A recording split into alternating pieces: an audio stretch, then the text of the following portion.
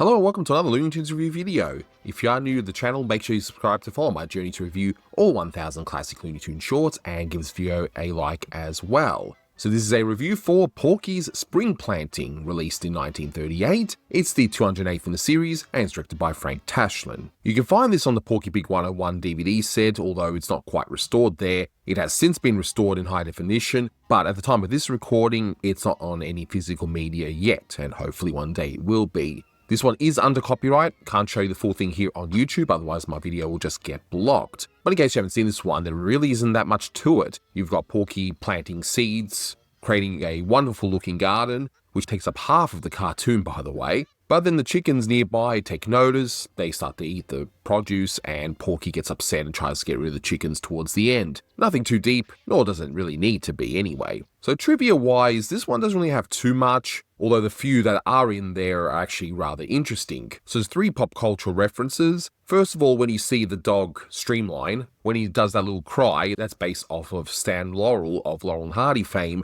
whenever he does that little cry in one of their shorts or feature-length movies. Hey, Streamline, here's a bone for you.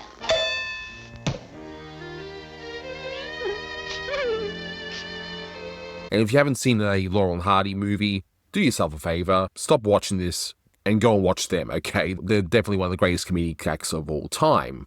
When you hear Porky around the beginning saying, Then throw in some seeds and add a little water and a swell garden grows. I hope, that is a parody of a radio character of Al Pearce's character Elmer Blurt, and the catchphrase that he would say is, I hope. And Elmer Blurt was a door-to-door salesman, and whenever he would approach a home, he would say, nobody home, I hope. And that's what became a major catchphrase. And one of Friz Freeling's infamous Since 11 shorts actually has a character that's entirely based off of Elmer Blurt. And at the very end of the short, when you hear the chickens say, oh yeah. Do you like corn? You would have seen this numerous times, like Daffy Duck and Egghead, for one, that actually has that right in the very beginning. It's awfully quiet.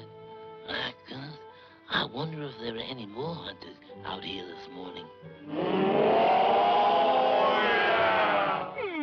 And that comes off of another radio show, The Ken Murray Show, and there's a character that actually would say, oh yeah, and that will be referenced countless times in shorts around this time, so it must have been a pretty big deal. I know for those of you watching this channel for a long time would already know this, but for those who are new, radio was king at the time, and a lot of the pop culture references you see referenced in these animated shorts actually come from the radio. And then movies, and then books, but radio would typically be the #1 thing that would be parodied. Now, before I get into this review, I do have a confession to make. I completely forgot about this one. In fact, I think this is one of Tashlin's lesser efforts and one of his most forgotten efforts, because no one really ever talks about this one. It's just there. So I recorded a track for Holy Smoke, and then later on I remembered, wait a minute, I forgot Porky's Spring Planting, so that recording I just put to the side. I've now gone back to do Porky's Spring Planting. And when you watch the short, I wouldn't say it's terrible or anything, but the problem is Tashlin earlier on, when he started directing in the 1930s, he set such a high bar, so when you see a short like this, which doesn't quite achieve the same levels of quality that he did earlier on, you might just immediately dismiss it. This one's got some good things in it. Honestly, it's mostly forgettable, but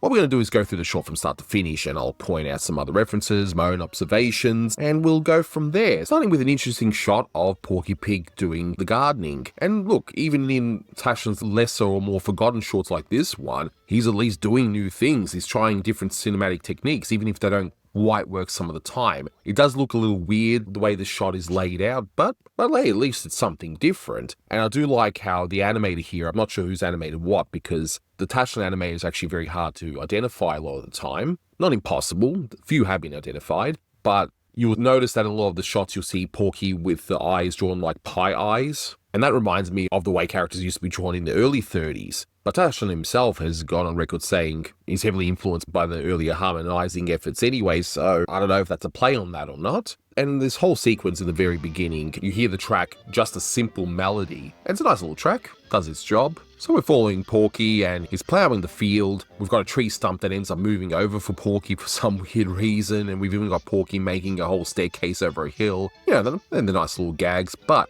we see Streamline, and pay attention to Streamline's ears for the entire short, because his ears are like other characters. In fact, they even act like arms a lot of the time. So again, at least Tashlin's trying something different. It's a different kind of dog. In fact, it barely even resembles a dog a lot of the time. It's such a wonky design. So a bone ends up hitting the dog in the head and ends up taking the bone over to a hole where he has a safe, which, hey, everything's all neatly organized. So you're going to see some references which have long since forgotten by a lot of people, and something that I needed to look up myself. But a lot of this has to do with both Social Security, which at the time was very new in the United States. In fact, they were one of the last developed nations to even come up with a program to, help the elderly, help the disabled, and so on.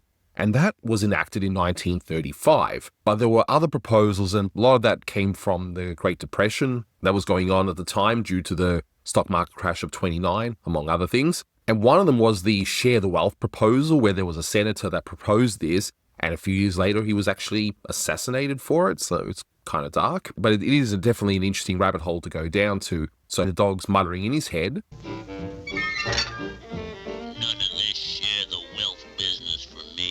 Again, Tashlin doing something different. Sure, one could say, hey, it means he doesn't have to animate any lip sync for this dog. You can just have him think it, but it's something different. You don't normally see that. So we see some typical gags of Porky just planting some seeds and plucking out some flowers. But then you have one gag where I guess Tashlin has to put some sort of lady in there, even though it's not quite the leggy type of lady that he enjoys to put in his shorts. Here, one of the flowers is a lady having a shower. Of course, you're going to hear April showers in the score, because why wouldn't you in this case? But apparently this flower's naked and is shocked to see Porky looking at her showering naked.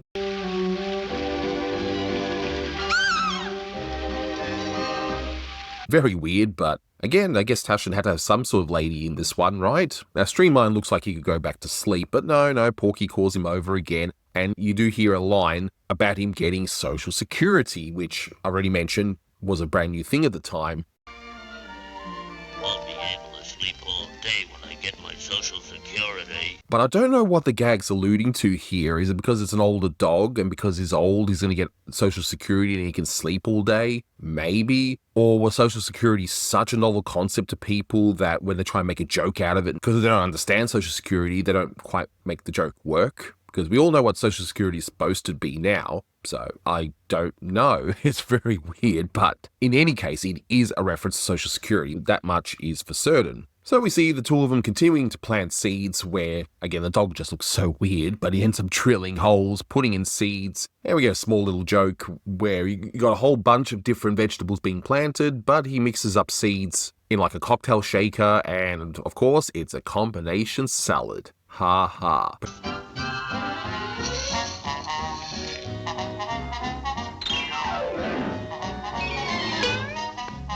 Geez, Streamline must be working overtime here, because you see that he's drilled so many holes, but then he's drilled holes in the trees and the fence. It's really bizarre. And it ends up having to cool down his tail. But yeah, the joke doesn't quite work here for me, but it's more bizarre than anything. But we see that Porky is done with planting for the day, calls over Streamline, and that's that. Now, we are halfway in the short, and all we've seen is Porky planting seeds. At least, even if this isn't perfect, and it's far from it, at least it's still interesting, despite all that. But Tashlin did have a habit of starting off very slow in a lot of his shorts, taking up even half the picture like he has here, and then everything would just speed up towards the end. Here, though, it speeds up, but not quite as fast as what he would typically do, especially in the earlier Porky efforts that he did. Now, according to Keith Scott's wonderful Cartoon Voices book, and I thought this was interesting, Mel Blanc, of course, does the inner voice of Streamline, he does Porky, but writer Ted Pierce does the voice of the Chook in a sped-up voice.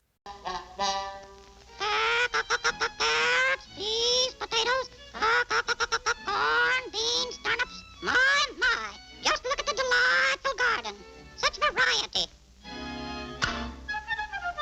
but Mel Blanc does the voices of the other chickens. And in a pure coincidence, remember how I was mentioning before the whole I hope bit, which was an imitation of Al Pierce's character, Elmer Blurt. Now, Ted Pierce had actually done an impersonation of that character in that Friz Freleng short, where the whole short was about that goofy character going to a native African village. So it's one of those little weird coincidences I just happened to realize. So this chook has made her observations and made up a menu with a nice little touch at the bottom, side order of worms, 5 cents extra. We do see on top, looks like it's a nail that I'm presuming says Schlesinger on it. I know Tashlin liked to make references to Schlesinger and also make a few digs at him at the same time. So we see some wonderful scenes where it's more or less a buffet, so the chickens are helping themselves to all the vegetables, and they come back to get their tickets punched as well. So I don't know how the chooks will end up paying for that kind of thing, but you do hear a little bit of chicken reel when they're coming out of there, and that's one of the music cues that you hear very often whenever you see chickens, don't you? We then see a gag involving a corn cob where a chook has to put in extra effort to take out that corn cob using like a champagne bottle opener. The chook is holding the corn and eating it like a typewriter.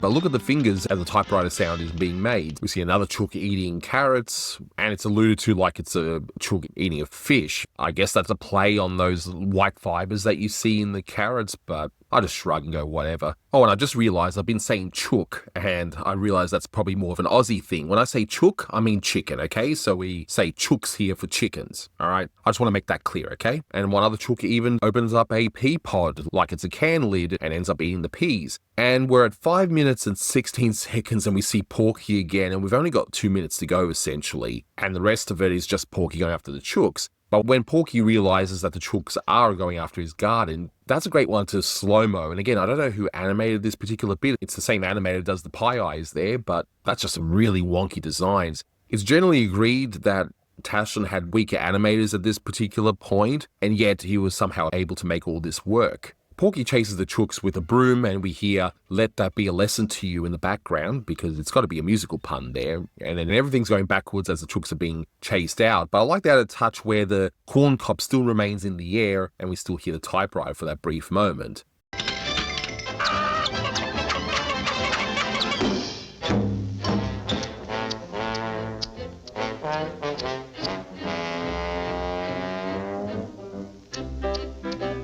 Porky tries to swing his broom at the chooks, but every time he takes a swing, another chook appears, and we just see the tut tut tut. I've always wondered if that's a reference to a movie or something along those lines. It just feels like it was something that came from there. I mean, sure, you can watch this and just say, oh, they're just saying tut tut because he's missing them with the broom, but the way it's done, though, just feels like it's a bit from a movie or a movie serial or something. So if you have an idea, definitely let me know.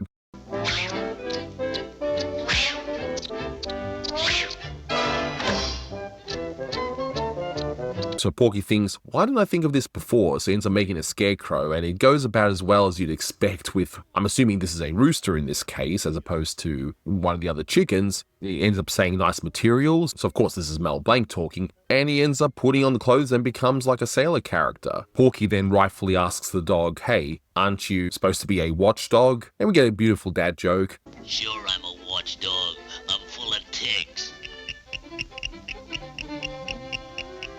Yeah, beautiful. Chef's kiss to that. And just that expression that he's got on the screen there when he says that, it's just, yeah, that's probably my favorite bit there. And those who've been watching this channel a while, well, is it any surprise?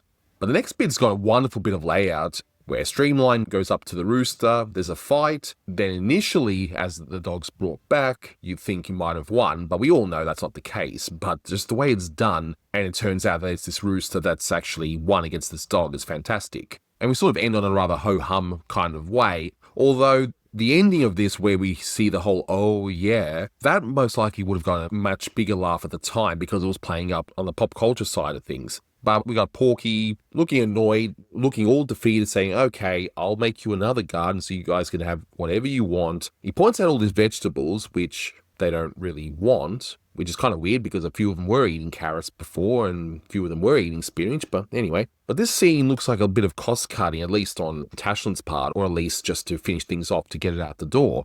where we just see the mouth animated and we just see the arm animated on Porky, and most of the full animation really just those chooks trying to decide, okay, do we want this? Nah. Do we want this? Nah. And then when Porky finally suggests corn, they say, oh yeah, and we end right there. Now, before I give my final thoughts, my good friend Austin Kelly, who's been on all the Frank Tashlin reviews, he's going to give his thoughts as well. So take it away, Austin. Hello again, this is Austin Kelly once again, coming to talk to you about a Frank Tashlin film, and unfortunately, this one's not really worth our time. Sorry to say it. Porky Spring Planting from 1938.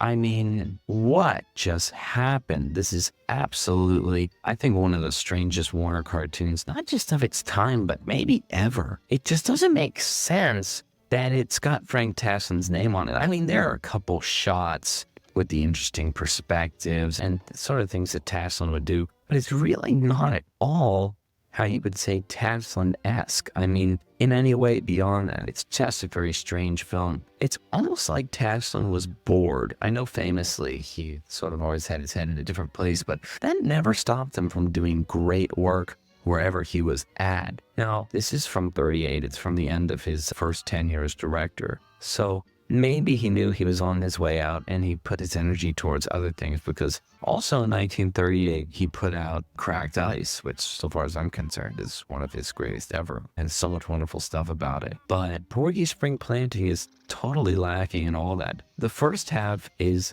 entirely just gags, and the gags are fine, but knowing the standards that our old friend Frank just set up for us, I don't think they're worth writing home about or anything. And then there's this inciting incident, several minutes into the film, I might add, of the chickens. And the whole thing about the chickens is really doesn't make that much sense, and it's really not that important. It's really not as severe a problem as Tashlin wants us to believe it is, because it has to be the sole conflict that carries the second half of this film. So it's very weak. And the ending is like, I would call it a non-ending. I mean, it doesn't make any sense that the dog sort of just is out of the picture by the blast shot, and that Porky can get the chickens to just sit down and negotiate with him, and that they're willing to, because they clearly have the upper hand. And then for no reason, they like corn. Like, what is the matter? Are you morons? Like, this doesn't make any sense. And I mean, talk about this dog who is, I will admit, hilarious the way he can talk for no explainable reason without moving his mouth. So the whole film is very structurally weak, but I'm sure that the lack of effort and time that was put into this film, no doubt, was done with good intention, with smart intention by Frank, so he could put his mind elsewhere or on better films. Thank you, Austin. In rewatching this one, I must stress, I don't think it's bad. I think if you watch it on its own merits, it's okay. It's a charming little short, and it's certainly not as bad as, say, a Buddy short, where there's just more weird than funny. And here there's a lot that was funny to it. A few gags that might have gotten bigger laughs because of the pop culture references of the time that are mostly forgotten today. But after watching this, I can see how I would have forgotten this one. It really is a forgettable entry in Tashlin's directing career, especially with what he made in 1936 and 37. But fine, look, this gets 6.5 out of 10. I was entertained. He was at least trying some new things as well with certain direction. Maybe he was trying a new animation technique at the end as well, with just having the mouth being animated. But that being said, it's another Tashlin off the list. So thank you so much for watching, guys, and until next time, take care. Do you like spinach? Ah! Do you like corn?